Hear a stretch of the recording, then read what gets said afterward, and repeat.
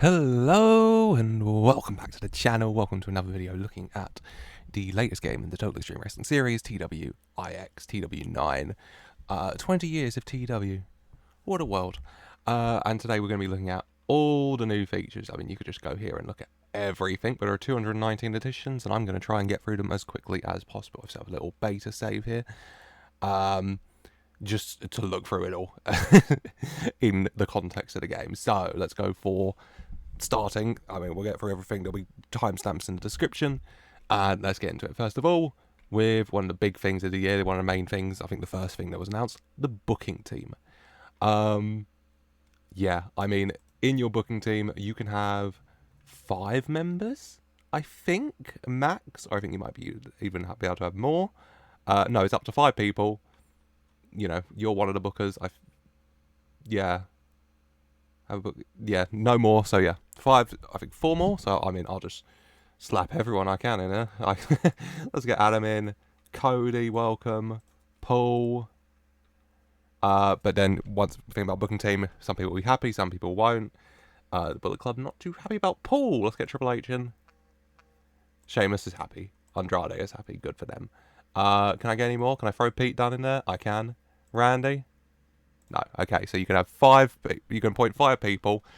This is my little random booking team setup. And what is the booking team gonna do? Well, it's all based on their booking skill. Shocking, I know.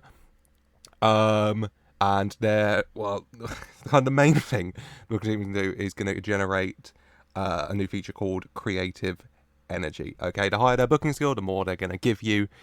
And so, yeah, you could fill your booking team up. But obviously, the more people there, the more likely they are to clash with each other. I think it'll be in contract negotiations. Some superstars might demand to be in the booking team. So, adding some new dynamics to it. But yeah, creative energy is another thing we're going to be micro-managing in this game. So, each show costs 20 creative energy per hour. So, the longer your shows, so your weekly shows, it's going to be alright. Events are going to cost a bit more. Based on my current team, I will be generating 239 creative energy per meeting. There will be a meeting every pre-show, which we'll get into later.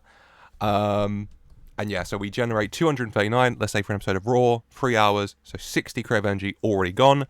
And then what does creative energy get used on? Well,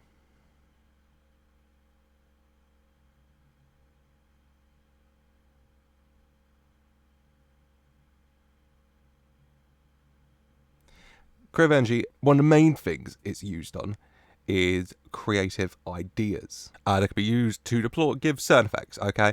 The available choices are giving you creative finishes, angle ideas, gimmick ideas, storyline ideas, and character ideas. And they're each going to cost a certain amount of creative energy in the game, okay? And if you get to the end of the show, so after I've booked Raw, I've got 40 creative energy left, then it'll be stored, and then you can carry that over. So, you know, you might want to save up your creative energy to use at an event where you want more creative finishes, for example, if that makes sense. And yeah, just another thing to kind of micromanage and look over in the game. Moving on to another big thing added, inner circle here. So, a lot of new jobs added. Locker room leaders. You click on them, they say what they do.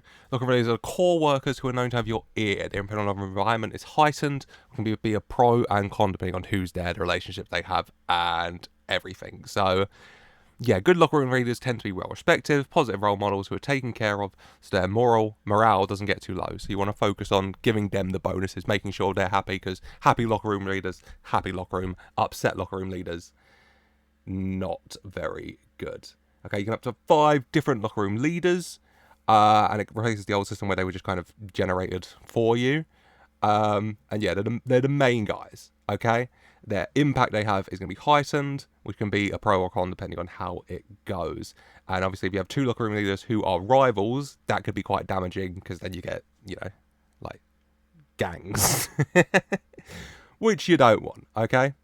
So, yeah. Locker room leaders into your chief enforcers. They're the ones giving out the discipline backstage and making sure no fights are going on, people are showing up on time, giving out fines. Yeah, you don't want the power to go to their head, because that negatively impacts their behaviour over time, and that they're more likely to fall out with those that misbehave. Good enforcers need to be tough, and they can help if they are well respected too. So yeah, they're going to be making sure your backstage environment stays, you know, good. People are showing up. People aren't doing things they're not meant to do. You're going to want to pick people you can trust, people who are respected, who's not going to get to their head. Head of talent relations. Oh boy. A buffer between, or human shield between you and the locker room. They will likely handle all but the most major locker room incidents on your behalf, and any blowback will go towards them, not you. A good head of talent relations is well respected, has a professional, people-oriented personality, and doesn't have an active in-ring role because, you know, you don't want someone who's got skin in the game, you know? Due to the extra workload and higher level responsibility, holding position means the worker will have much higher wage demands, so it's going to cost a lot, but worth it. Okay? Then we're getting into morale officer over here, in charge of keeping the backstage area happy. Their own positive impact on locker room is going to be amplified, so it's going to be bigger. They lessen the penalties of anyone who feels isolated, and they increase the chance of positive events happening. However, if they become unhappy, it'll have a much worse impact than usual, and it can spread a lot quicker. So you're going to want to make sure you're keeping those guys happy with your bonuses as well, your morale officers. Also, they may clash with negative and unhappy people. You want people who are people-oriented personalities and strong morale. Senior raid agent. This is your main guy. You guys know raid agents. They're in charge of the raid agents. Make sure the booking team's instructions are carried out. The person chosen gets a regular morale boost for being in power and will tend to develop positive relationships with the booking team. However, it can go to their head again. So these roles, one of the main things you've got to be careful of is it going to people's heads. A good senior road agent is good at their job, has a professional or people-oriented personality. So I'll keep an eye on the personality. Higher wage demands, though, because, you know. Senior ref, same type of thing as the road agent, but for the ref, obviously. Head men's and women's trainers, responsible for running pre-show training drills for the less experienced workers in their respective divisions. Can help boost basic skills and make it more likely to take on a mentor role. Good trainers need to be solid in-ring workers and generally have professional or people-orientated personalities, once again, because you want people in charge who are going to be, you know, good. You don't want dickheads, obviously. They don't need to be part of the division that they're training, so I could have Becky Lynch as the head men's trainer, but once again, they'll want more money. You know, more work, more money. Travel organizer, it's locked for WWE. For other companies, it won't be locked. Just responsible for arranging travel and such, you know, valid. And here's your stooge, a secret role. If you've seen Game of Thrones, he's your Littlefinger, you know. If you hit House of Dragon, he's your Larry. He's your eyes and ears. You know, they'll report on what's happening that you might not be able to see. Steroids. And yeah, they're going to develop that bond with you, which might be nice if that's what you want. However, you got to keep them happy or they'll turn on you. And they might spread hurtful rumours because they're in everyone's kind of ear. So you want to make sure you're keeping everyone here very happy, okay? Yeah, so that is the inner circle. Two of the big things covered there in a very quick space of time. So let's go have a look at child companies. Now, child companies in your screen, they'll also have their booking team and inner circle, which you can edit as well. You can also cut child companies loose now, which wasn't available, I don't think. We're making them an independent company, which, hey, if that's what you want to do, go ahead. I mean, you can also close them down. You can remove from Alliance. I could completely separate from NXT right now, remove from Alliance, cut loose, they're gone. Easy. Another thing is going to happen is when you're playing as the booker of a child company, you can now contact your parent company and request to consider calling up a worker. So if I was playing as Shawn Michaels and I was the booker, then I could obviously have my roster here. You know, I could say, hey, Cora Jade here. I'd call up Hunter and say, look at this girl, you know, check her out. Workers, obviously, another thing we're going to be looking at here. Handle turn. I'm sorry, it's my first time. You can see the kind of new layout here. Skills. Oh, this is a new screen. That's going to take a little getting used to. They've just moved things around. It's going to take getting used to. Everything will. Yeah. Sorry, I'm getting lost. Yeah. Main thing with child companies, you know, generally the same, but they've got the booking team in the circle as well. Cut them loose, remove from Alliance. Bosh. Let's have a look at workers. Right, we got main man Cody here, and let's just go through everything. So we got our character details for Cody. which same screen, you're used to that. Company status, everything here. I mean, you can see it. Handle turn, that's just a heel face turn again. Gimmick details, same thing. These you're used to these managerial clients. Just an easier kind of manager scheme. If I go to Paul Heyman for that, managerial clients. He's ticked for Roman Reigns. I can easily just tick him for Ricochet, and now he's, Ricochet. Bish, bash, bosh. Nice and easy. A much quicker way to do it, which, hey, making things quicker, I'm not going to complain about. Talk to worker, standard. The new kind of layout, skills, stuff's been kind of bundled a bit more together in certain areas. You can track progress, compare, view injury history, see how his body's doing. His chest's a bit off, but hey-ho. Popularity, obviously, the world areas have changed a little bit in different parts, I think. Attributes, standards. We got our babyface attribute found. He's a babyface, so he's got a tick for that because he's got one. He was willing to do stunts. Nothing in there. Marketable. So if I go to CM Punk, not willing to do stunts, but he's marketable. Damian Priest. I can see the heel attribute, marketable. Yeah, interesting. So you got these specific things highlighting here. So yeah, what's this one? Has outside interest. So hers is modelling. So it's just a quick way for you to see what's going on. Contracts, nice and easily. Amount, how long's it got? Recent news. And any other big things for workers. Some increased diversity. Just, general note. Added in, wrestlers can be put as trans, non-binary. You can add their pronouns, which generally won't affect anything, honestly. But it's a nice detail, honestly. It just adds to the realism of the world, which, valid. Sexuality as well. Homosexual, bisexual, asexual, pansexual, LGBTQ+. We're a friendly area here on the Matthew GCW channel. And yeah, same-sex marriage added to the game as well. Shout out.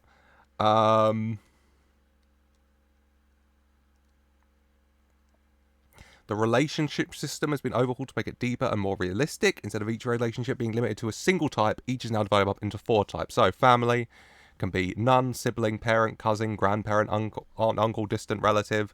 Personal relationships, romantic relationships can be dating, engaged, married, broken up, permanent split or divorce, mentor or protege. Just a bit more deeper, adding to kind of the realism world, which, a small thing, but it's nice. You can set wrestlers' career goals. So certain wrestlers will have career goals to wrestle for a certain company, or, focus on making money, or focus on wrestling in a certain part of the world, which, yeah. When a worker sustains an injury, the resulting email will also state what the likely duration of the injury will be, which, also pretty nice. And one of the big things as well that I'll show off here, do I go settings for that? Yeah, celebrity generation. What's that? Yeah, celebrities are in the game as a new kind of worker type. Yeah, there's a worker section. They're identified by their celebrity field. It could be A-list, B-list, C, D, Z, or just a fad, a flash in the pan. If a worker is set to being a celebrity, they gain certain special rules. The main one is having them on a show automatically boost the attendance because they're a celebrity. Besides boost relating to their celebrity level. Obviously, A level is going to give you a bigger one. It also their levels affect how they sign deals and what their demands will be. The company size they're willing to work with and all of that. So it's just a nice little thing, I think. Once again, just adding to the realism of it, adding another type of thing for database editors to do as well, which is just nice. Shout out to database editors. We do love you guys. And as well, minis, Mini wrestlers, small wrestlers. I don't know how to phrase that correctly. I'm just going to type in Hornswoggle and let the rest, little Swoggle here. He could put down as a mini because he's a mini. Yeah, I think that's going to get the best across I'm going to be able to. Oh, let's have a look at the calendar. Or let's just talk about the calendar, I suppose. I guess the big thing is the real world calendar. As you can see, it's not Monday, week 1, January 2025. It's Wednesday, the 1st of January 2025. So instead of it just being the game world being, 4 7-day weeks a month, now it's actual calendar, the 1st, 2nd, 3rd, 4th, which adds to the realism of it once again. If I go to titles, for example, WWE World Heavyweight, as you can see, it says specific days. He won the title, he won the title, he won the title, which is nice. Just a nice little realism thing. A lot of little quality of life realism changes, which I'm a fan of. Also, tying into the new calendar system, the website will now have an on this day section. There it is, on this day. We'll just tell you birthdays, death, title changes, major events, legendary matches that happened on that day. You know, if you're bringing your saves over from TW 2020, it would just be nice to, a little reminder for you what happened on these days in history, and as that kind of builds up over time, it's just nice. It's just quality. It's just nice. So much of this is just nice little things, honestly, that I'm a fan of.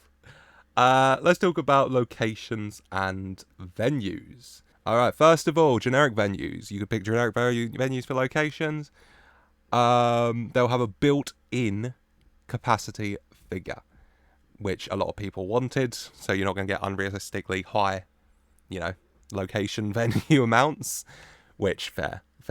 Also, if you have a look here at geo tags, is a new system introduced. Allows for, very helpful for database makers to subdivide the game's regions and create more realistic, restricted access for where companies go. This allows, for example, a Glaswegian company to be more limited to only running shows in Glasgow while at a small size, rather than showing up all over Scotland. As this system, despite being quite simple, can be quite difficult to explain when you don't have the game in front of you, which I do. Just a little description. You can set a geotag, for example, of London, South London, West London, Glasgow, Edinburgh, and yeah. Also, the European game regions have been slightly rejigged to be more realistic. If I go over to our beautiful EU flag. So, oh boy, let's just go over it. So Central Europe is Germany, Switzerland, and Austria as our kilo cows. Eastern Europe's got Russia, Ukraine, Georgia, Moldova, Belarus, and the Stans. Eastern Central Europe, Poland, Czech Republic, Hungary, Slovakia, the Baltics, Spain and Portugal or Iberia, Denmark, Sweden, Norway, Finland, Iceland in Northern Europe. Southern Europe's got Romania, Bulgaria, Serbia and Croatia. Southern Mediterranean's got Italy, Greece and Turkey. Western Europe's got France, Belgium and the Netherlands. So just a little rejigging. And then also rejigging in India over here. Eastern has Calcutta, Delhi and Kanpur in Northern India, Chennai and Hyderabad in southern India. Western India's got Mumbai and Pune. And yeah, just a slight rejigging going on there. Let's have a look at events. Over here in events, if I just go on WrestleMania Saturday here, you see quite a few things change. So schedule, you can set it to be every week, 2 weeks, month, year, or just a one-off special. Positioning, you can set it to be happening on a specific day, the first, the last, Monday, Saturday of the month. Position shift is changing, plus days. Base month, when you want to avoid certain holidays. A multi-day event, how this is set up is I would do it under the WrestleMania title, save that, and then if I would go to WrestleMania Sunday, I would save that under the WrestleMania title as well. And then these guys, as you can see, are both part of the WrestleMania multi-day event now. So they're linked. Also, with TV shows, if I go over here to Raw, I can set it to a fixed venue. So, for example, with NXT, you could fix it to always be at the Performance Center or wherever you want it. Which is just another little, realism thing. And yeah, it's just, yeah, it just makes it a bit easier, doesn't it? If that's what you want to do. Now let's have a little bit more of a look at avatars. So one of the things with avatars this year is career earnings. You're going to earn money, which is, I'm not entirely sure you can do anything with it, but yeah, it's just a little thing, realism, quality of life thing again. Your avatar can now act as a mentor for other workers if you've got the good stats for it. And if I go to the options menu, then you can see there is this new button, change avatar. So I could, your new avatar selected from a list of executive wrestlers. I can regenerate, what am I, Doctor Who? Yeah, and what do you want to happen? So I want this guy to retire, to work for a specific company. I want to replace him in WWE, and I want to select who I'm going to be. So I'll click that. And I will choose Too Cold Scorpio this time. Yep. Yep. Okay, so now I'm Too Cold Scorpio, and our previous guy will be retired. So just another little detail as well, if you want to change your avatar. For example, the only real-world example I can think of for this is after Vince left and Triple H took over. If you were doing a real-world mod and you wanted to replicate that, you can do that now. You can change your avatar from Vince to Hunter. And let's have a little talk about AI companies. Okay, so one of the big things that AI-controlled companies are going to now make their use of the managers in the same way that players would. So you'll see their managers take on new clients, drop old clients. Yeah, it just gives the game that bit more, that game world, a bit more of that realistic feel, you know? And makes managers, who are just kind of sidelined for AI companies that weren't being used, a bit more important and big to the whole proceeding of things. And when viewing an AI-controlled company's roster, the user can now see lines of text to identify how the AI is currently planning to use that worker. So, will this work? And I think I'll have to get into the game a bit more to see it, but it'll just be a little line of text just saying, you know, they may be being phased out, receiving a push, whatever. You know, they might be in trouble in hot water. And just adding a bit more kind of colour to the game world as well. AI-controlled companies now have the same backstage events, locker room relationship dramas, and moral-changing incidents as those run by players as well. So just adding to the kind of feeling of the world around us as well, making it feel a bit more alive. It means the AI is more impacted by negative personalities than before, making it more of a level playing field for the user's company. It also means that things like no-shows, suspensions, and firings now come into play for the AI too, which means the game's landscape shifts over time and will lead to a more roster comings and goings than ever before, helping keep things fresh, you know? So, looking at AEW here, randomly in-game, Mercedes Moné might start no-showing AEW, they might fire her, and then suddenly, whereas she wasn't available before, for WWE, she would be available then to get into contract talks with. So, yeah, just another little game world detail adding it to all, and players can leave, people can leave them, they can go to them as well, because AI hiring has been upgraded to make them significantly better at identifying and actively going after young talent with great potential, rather than just sticking to going after established wrestlers. Makes the AI more competitive and helps the game world feel fresh, as young stars are more likely to get those big moves and not be stuck in the independent seeds forever, you know. It's just another little thing. So many little things, but the little things add up. And let's just go over some miscellaneous stuff before we get into the pre-show and everything. So, wrestlers less likely to go off and work into politics. Nice. Companies now have their own individual end-of-year awards, as well as the global versions. Nice. Title records, which I really like. Yeah, they're kept here. So, who has the most reigns will be kept. If it goes to a title, who has the most reigns? So you'll see Jericho, Miz, Jeff Jarrett, and that will update over time, obviously. Lovely feature. Defenses, prestige, that was already there. But the reigns thing, I don't know. I just really like it. It's just a nice little thing that I like, with the exact days of their reign as well now. I just like it. I'm a fan. Workers going on hiatus now give a 1-month warning before they depart, giving you a bit more time to book around it. Injuries can now be set as single use, meaning that each worker can only say them once, such as appendicitis, because you're not getting that more than once, I promise. The sex tape scandal has been reworked to become simply a generic sex scandal. Yay. I can't wait to get hit by that by my two biggest stars a week before WrestleMania. Company headquarters. Companies can now build themselves a physical headquarters via the investment screen. If I go over and show you investments, I could choose two. Where is it?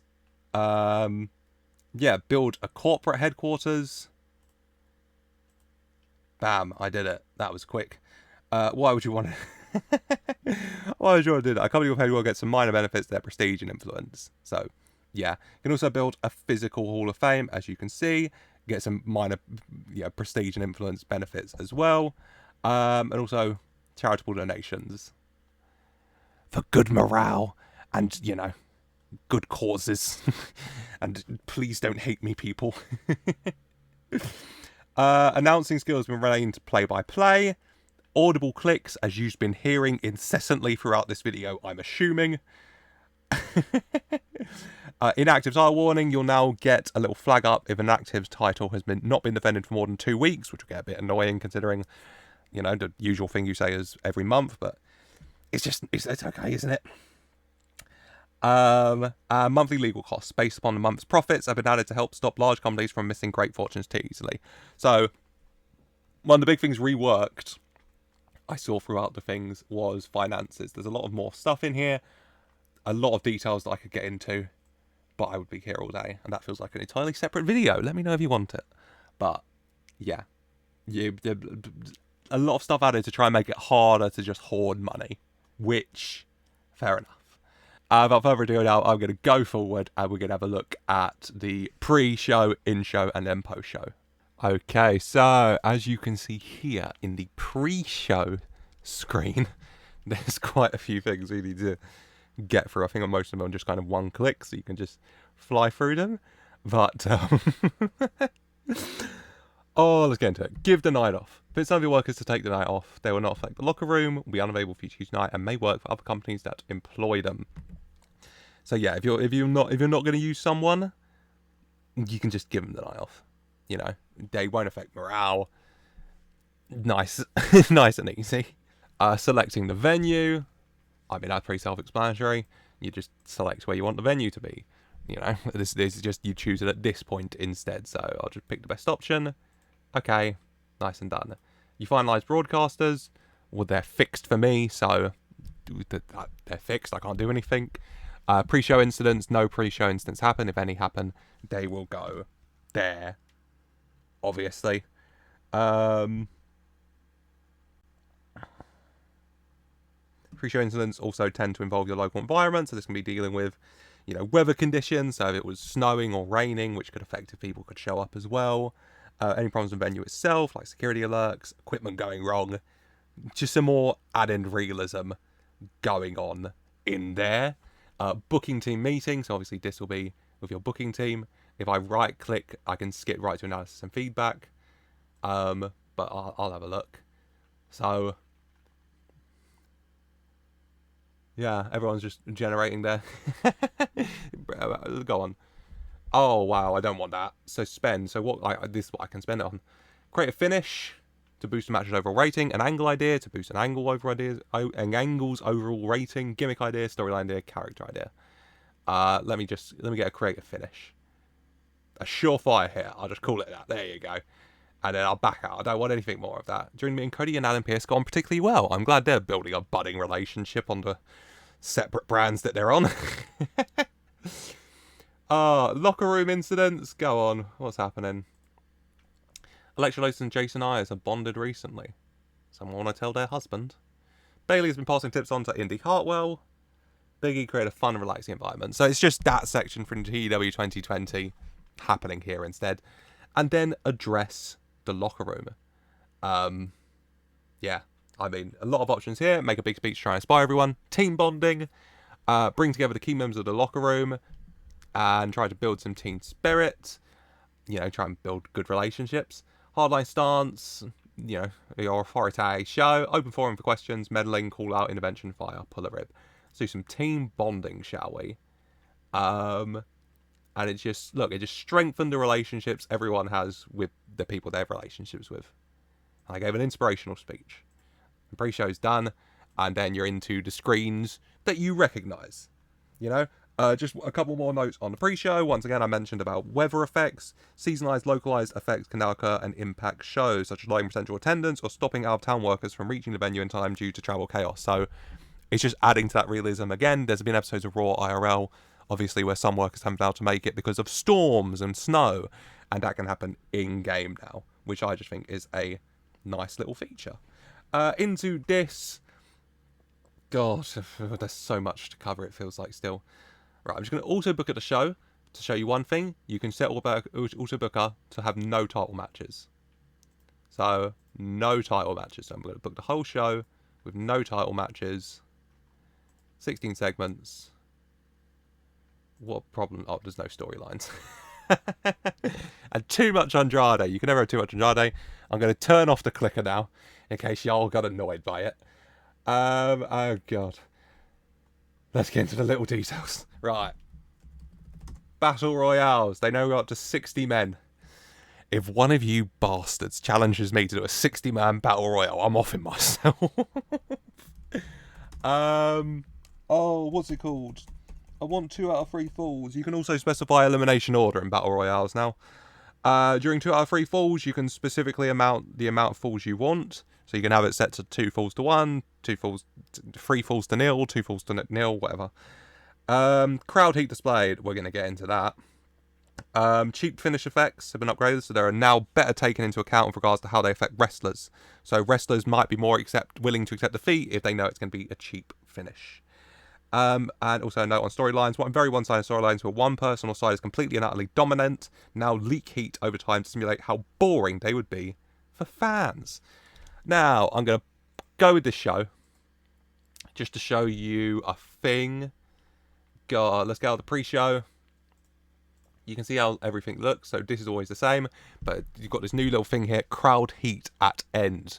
So it's just showing you, physically displaying what the crowd heat's like throughout the show so you can track it a bit better and keep it a bit more in mind when you're booking. So it makes it a bit easier to follow along and manage the crowd, you know, go to booking room, change things if it's not what you want it to be. And if we get to a match...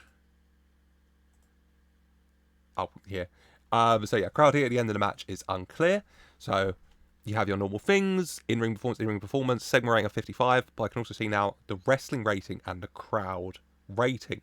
So this screen now shows those individual stats as well as the overall. Just a little extra detail. So this is how the crowd were throughout the match. This is how the wrestling was. So this is how they were in both those things. And you're going to want both those things high if you want a good segment. So it's just another little thing and more details for you to have when booking your shows and understanding your wrestlers. Which, yeah. And then if I go back to the booking screen, just to have a look at angles with you, because as you can see, this is quite different. So, oh boy, so staff, jeez. Staff is where you're going to get your Jamie Nobles and your road agent, segment length, importance, dialogue, scripted or improvised, part of this angle, and then, yeah, the different details. Where do you want it to be? What type is it? Angle, interview, video. There's not the preset ones anymore. The system's been completely overhauled to make it a bit more personalized. And then, for example, when I'm, for the TW series, are doing things, I can type in here a bit easier for that, to add my own little spin to it, you know? And yeah, workers in part. Click here to add or modify, so I can see who's in it, change it. I think Logan Paul's in it. So I go to here. I can remove him from it, or I can add different workers and the role they're doing. What are they doing here? Yeah, it's a completely new system, which I'm looking forward to getting into and seeing how it goes. And I think it'll be really interesting to look over and try and work out how best to kind of use it from a video standpoint for the best content for you, but then also rating standpoint to try and create the best stuff, you know, which I like. And then yeah, we're gonna get through the show just to get to the post show to show you all the amazing changes there. So let's just get through it. Oh, there you go, beautiful. Right, post show. So finish up, and now we're in the post show screen. So make a post show speech to assemble workers. Can only be done if an event with normal intent has taken place. It hasn't. Injury review, just going over any injuries, just a specific section for that. Financial reports, how the money side do, fair enough. Popularity recap gives a breakdown of how the company's popularity shifted, if any, from the show. It's got worse. And then you'd also have your media scrum, only available for companies of medium size or larger who held an event with normal intent.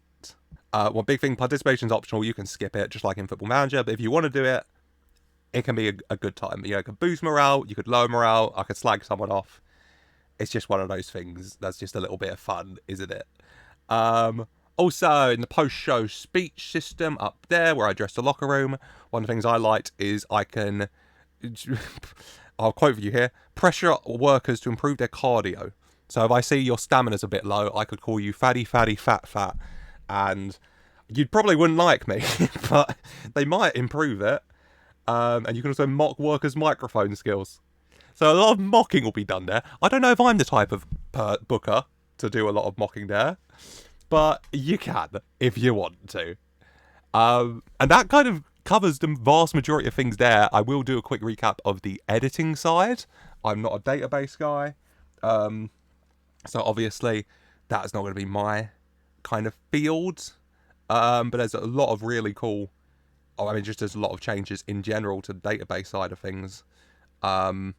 That I'm really interested to see what the database makers do with, because they just do such amazing stuff already, and I think giving them more tools is always a great thing for them to use and just run with to create the best stuff possible for everyone to enjoy. Did we do worse than Rampage?